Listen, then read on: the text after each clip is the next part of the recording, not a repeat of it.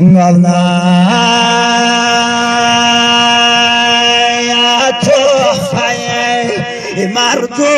اگر از زبر است و تحفه ما کلکو با انگوشتر است.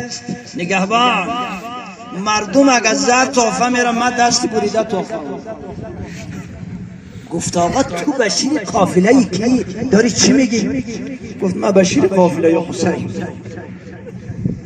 نگهبان شروع کرد به خوشحالی کردن. گفت آقا چرا خوشحالی میکنی؟ گفت کسی که چند برج مولایش حسین ندیده امروز میشنوم برگشته جا نداره خوشحالی کنم. گفت نه. گفت چی شده؟ نه اولین سرداری ما در کربلا کشته شده، اهل و بیتش بعدی ما منزل به ویران شده. آخ یادگاری مانده یک بیمار و در ذریعه بار متکایش کشت و بار دو زری پا خاکی سیاه.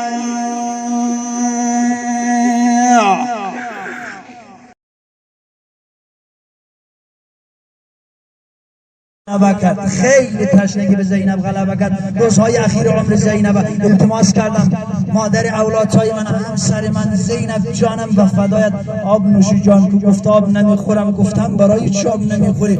گفت حسین در روز عاشورا تشنه لب جان داد. اگر من آب بخورم جان بدم چی خواهری در حق حسین کردم؟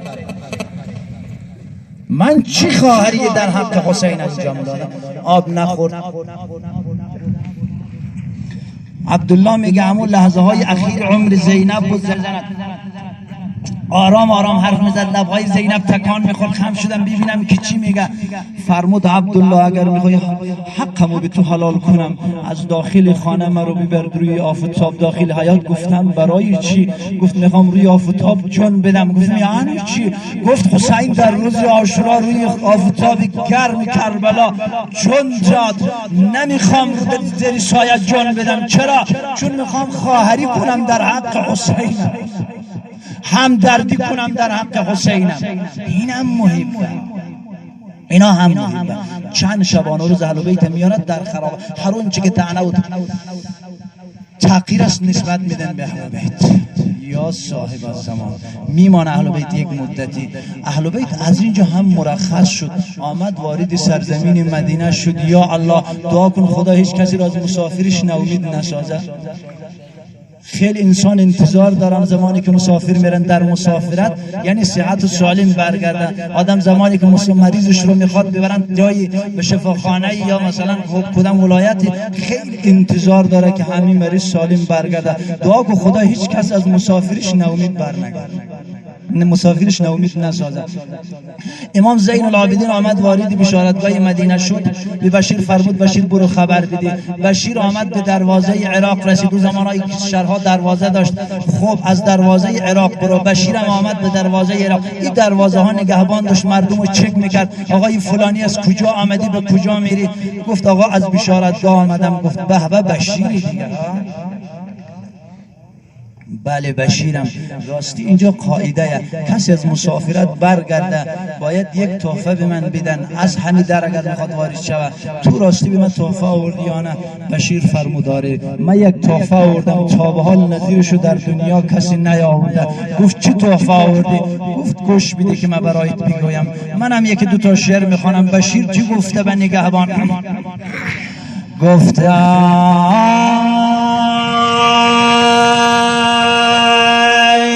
تحفه مردم اگر از گل بویده و تحفه ما غنچه کاکل بویده. نگهبان مردم اگر گل تحفه میره من سری بریده تحفه بودم. نگهبان یک مقدار وحشت زده شو چی میگه یادم؟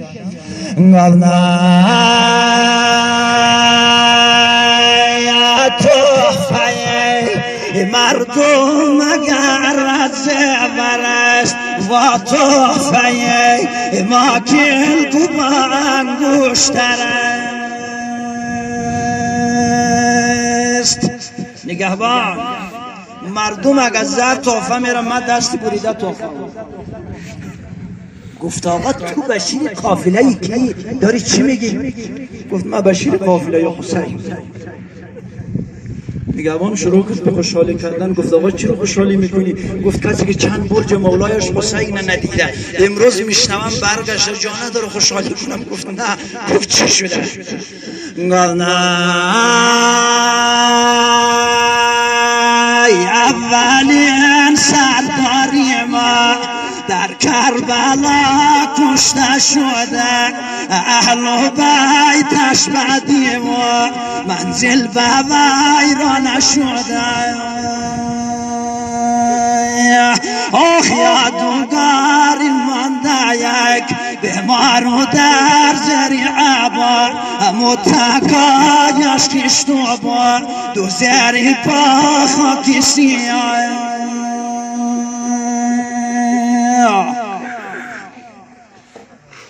وقتی نگهبان شدید قضیه اینطوریه.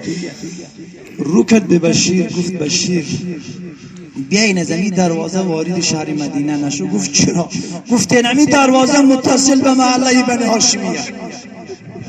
یا الله تا به حال کسی نگفته حسین به شهادت رسیده. همه منتظر حسینن، همه منتظر ابوالفضلن.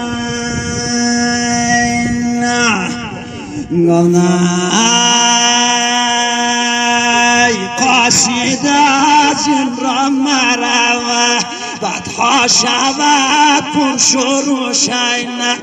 کس نگفت در کربلا کشته شده به کس حسین.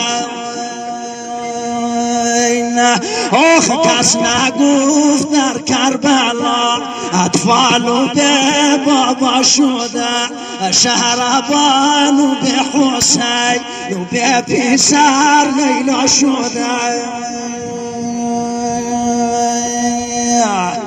بشیر گفت نه این از اینجا باید برم به مردم خبر بدم. وقت نگهبان فهمید که از دروازه عراق میرن صدا زد بشیر جان رسول الله. گفت چیه؟ گفت زمانی رفت وارد شهر مدینه شده دفعتا نگو حسین به شهادت رسیدن، دفعتا نگو مردم سر حسین و بالای نیزه نصب کرد، دفعتا نگو مردم اهل بیت حسین زینب و به شتر سوار به شکل اسیر شر به شر دیار به دیار.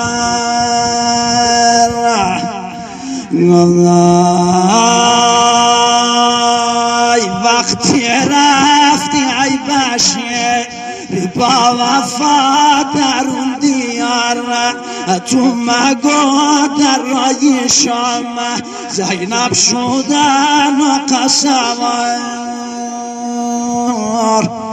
تو مگو در رای شام زینب شدن و قسوار. بشیر جانی رسول الله بچای ابوالفضل منتظره.